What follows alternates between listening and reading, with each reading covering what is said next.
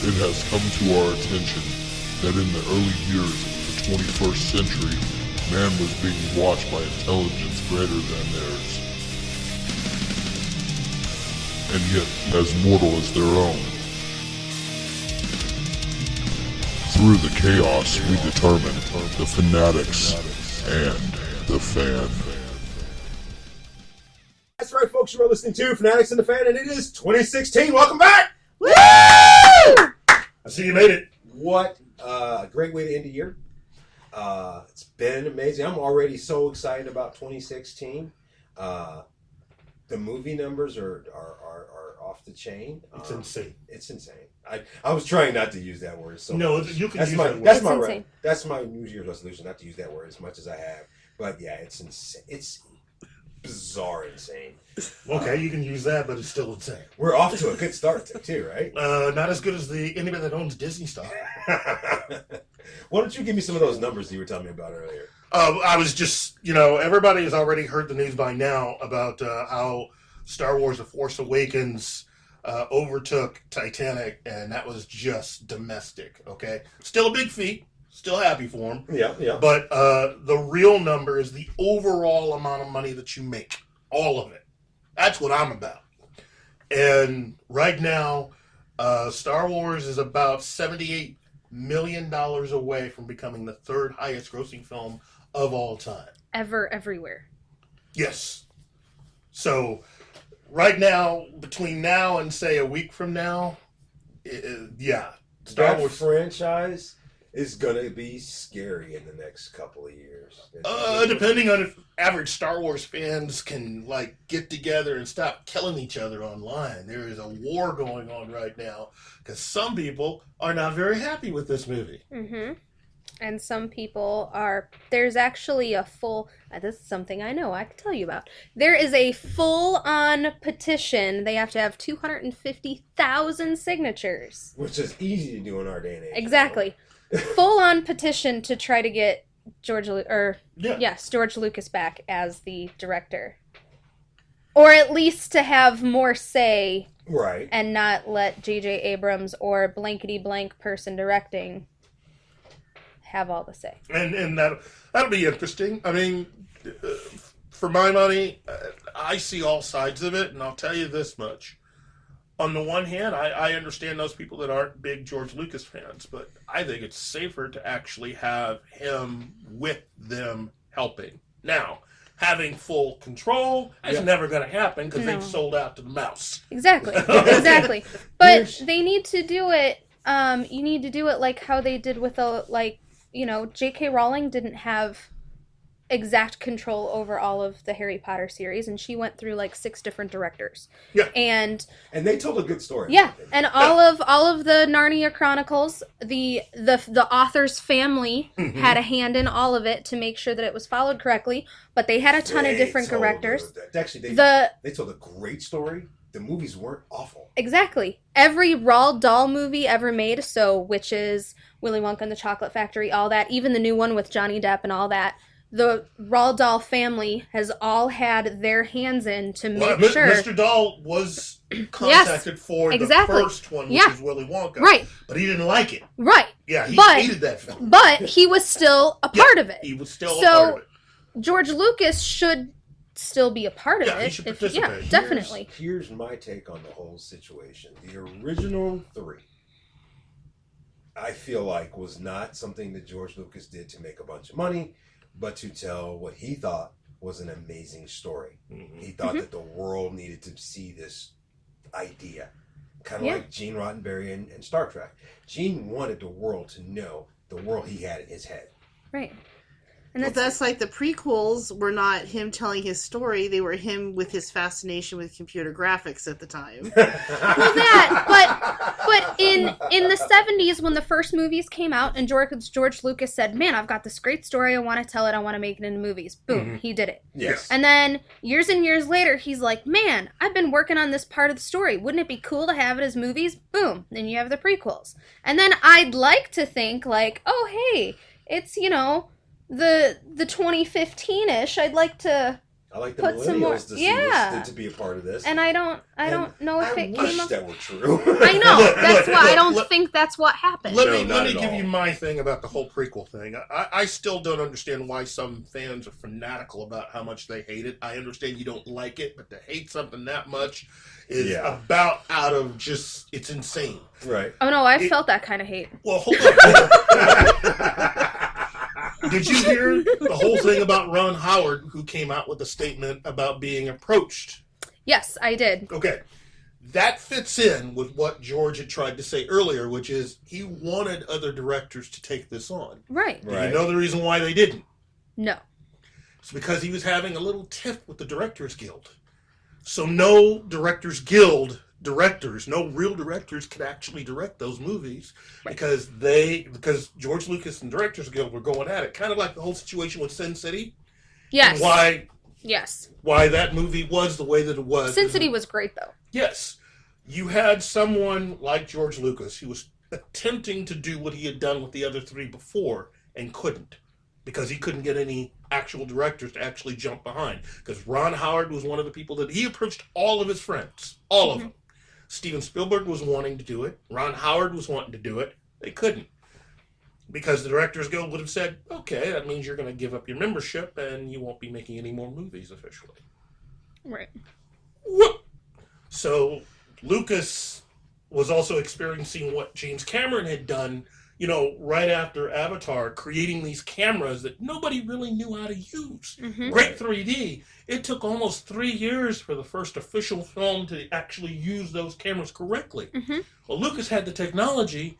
Nobody else was willing to take the time. If you remember all the back and forth, digital, that can't be anything great. And Steven Spielberg saying, I don't know about this whole digital thing. You had a lot of back and forth, and he was just like, you know what? I'm not going to wait another 10 years for everybody else to catch up. I'm going to make these movies. Mm-hmm. Now, they may not have gone off the way that he wanted. Right. But that's what happens with movie magic. When you're bringing out a new technology, you've got to try it, you got to put it out there, and it's either going to work or it's not. Yeah. And if it works, great. And if it doesn't, it doesn't. And then you go, oh, well, that was something I tried. It was an experience. Yeah. Next. And it made a lot of money doing it. Yeah. And that gives me a great segue. Yeah. I love it. Thank you. Tony, welcome back. Hi. Hello. So, you and I were talking earlier. Yeah. Because we're geeks. And Sure. we're techies. Yeah. And we're all sorts of stuff. Yeah. And it's our first show in 2016. Yeah, sure. So here's my first 2016 question. Okay. And it goes to you first. Well, I'm so honored.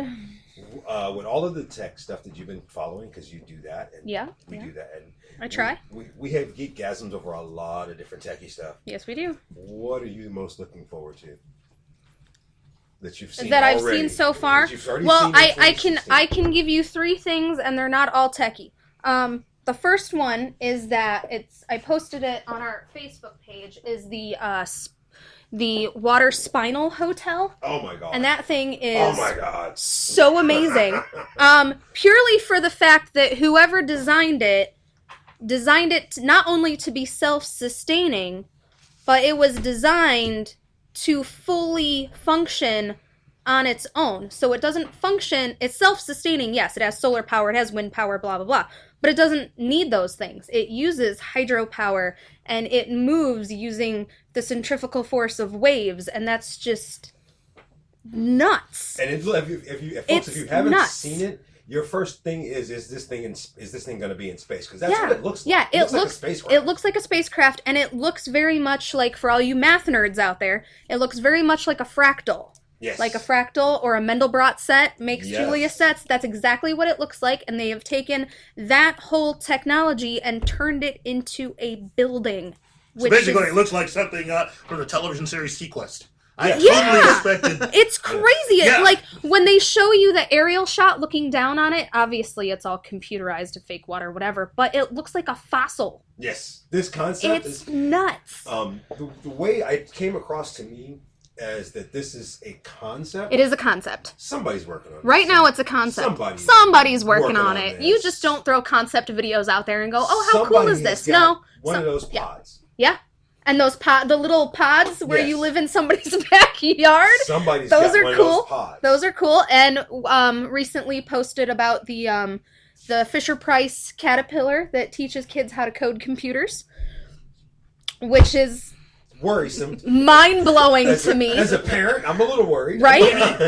Yeah. No. Smart kids. I want one. I want smart I want kids, to go but- out and I'm 35 years old. I want to go out. I want to buy myself a caterpillar so Yes. I can learn how to code computer. How cool is that? Right? I know. What do you think Minecraft is, dude?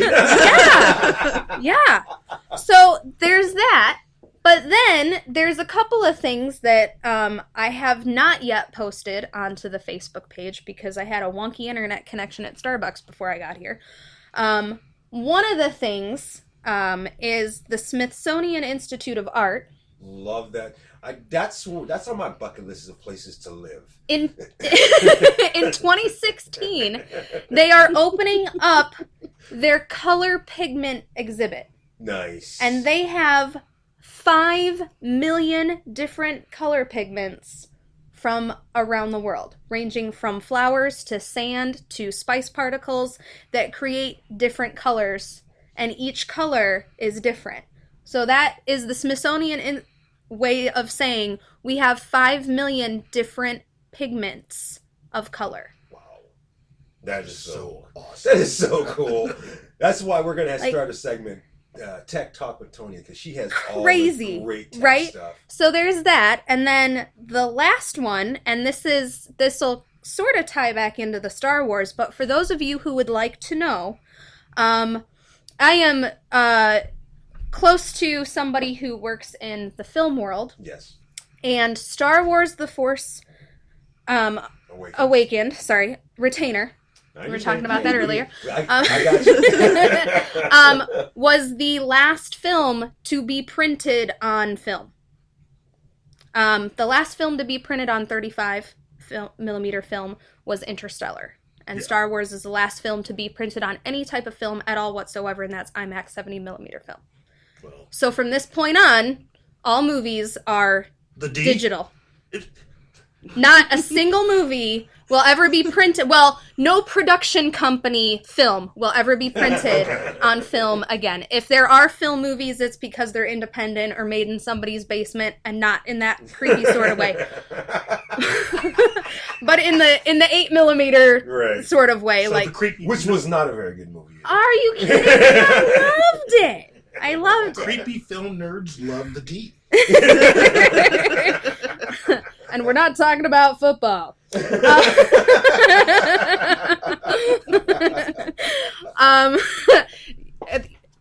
They have groups on Facebook for that. I think there's also a section in Craigslist for that. We're talking to that. Okay. Moving on. Oh, there goes Tech Talk with Tony. Two guys in a truck now. We're going to back that one up. Good night. Keith, I know you follow some tech stuff as well. Like, what have you seen already in 2016, tech-wise? Tech-wise, yeah. Did you look forward The return of Super 8 millimeter film. Yes. Kodak and J.J. Abrams. I saw that story Yeah. from about a week ago, and JJ's looking at this stuff, and it's like, look, I thought we got rid of this. I thought we're doing all digital. No. No, it's the return of Super 8 millimeter film. So Yeah. as a filmmaker myself, I'm kind of excited because it's like, wow, that's like back in the day for me. That's like high school stuff. Yeah. Let's see what else. I'm looking forward to. There's that hoverboard, the guy with the hoverboard. I'm actually, I With the foam one?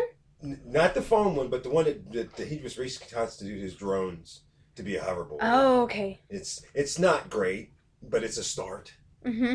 and that's where most ideas come from, is a start. Yeah. It's a start, and there's my biggest one that I've seen this year already that I'm most looking forward to, that I know for a fact is either going to be great or dangerous, is the new flying car that they have out. Yes. That's either going to be either amazingly awesome or super duper bad. Yes. I mean, seriously, I get tickets for just going to Kansas City. So how much is that ticket going to be for speeding? Right. The ticket to speed and going to Kansas City, that's about $250. So I really can't afford that one. Yeah, I understand.